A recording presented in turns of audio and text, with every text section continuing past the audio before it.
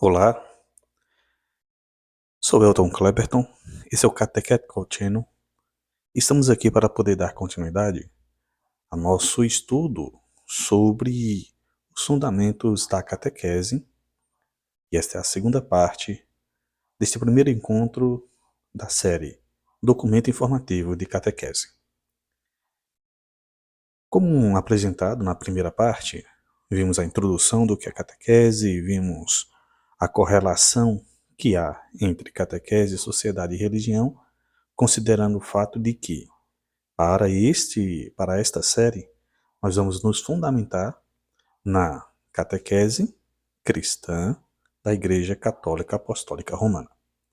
Então, vendo a realidade deste processo catequético, é importante salientar que existem três pilares que regem este mecanismo, este processo dentro da nossa Igreja Católica Apostólica Romana, que é a Sagrada Escritura, a Sagrada Tradição e o Sagrado Magistério.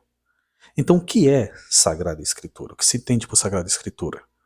Essencialmente, é a palavra de Deus escrita sob a inspiração do Espírito Santo.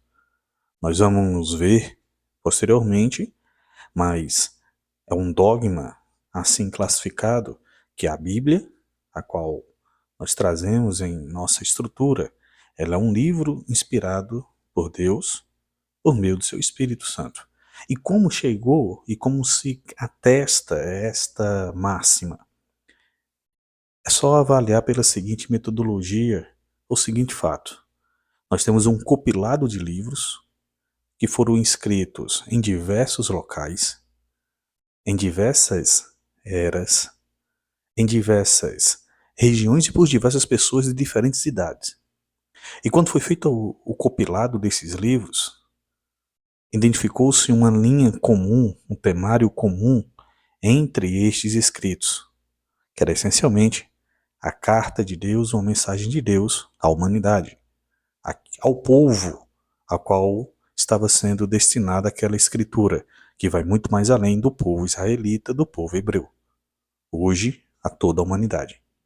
Então a Bíblia, ela é assim classificada e caracterizada como escrita pelo Espírito Santo, e o fundamento que qualifica essa máxima é imaginar que um documento, um livro, escritos, e como nós vamos ver mais à frente, somam-se há mais de 1900 anos, nesse processo de escritura, quando houve o compilado, quando foi feita a compilação deste material, identificou-se uma linha temática única de um Deus que fala ao seu povo, de um Criador que fala à sua criatura.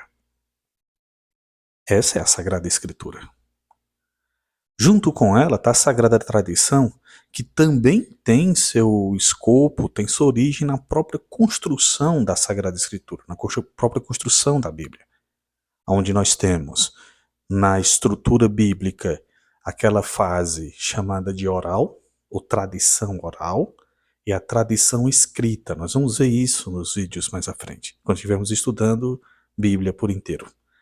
Então a Sagrada Tradição, de modo específico, essa transmissão viva da Palavra de Deus, que, detalhe, ela não está apenas escrita, mas ela está conservada e transmitida pela Igreja ao longo dos séculos, e eu vou mais além. A tradição oral, que é o primeiro elemento, que é o período da coleta da informação, desde o primeiro ser que começou a transmitir a mensagem de Deus aos seus descendentes, dando início ao processo de escritura, de redação, a qual nós temos Moisés, temos o próprio Salomão, temos Daniel, os profetas, Paulo, os evangelistas, que quando foi no primeiro século, especificamente, Papa Justino os compilou, dando origem a esse documento que nós o conhecemos atualmente, que é a própria Bíblia. Ali nós temos o processo escrito. Mas depois do século I, vários e vários outros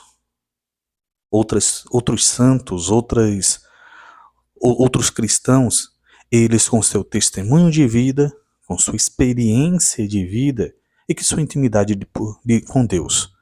Eles receberam também a mensagem deixando-se guiar pelo Espírito Santo, cuja vida, cuja história reflete essa transmissão da palavra de Deus à humanidade.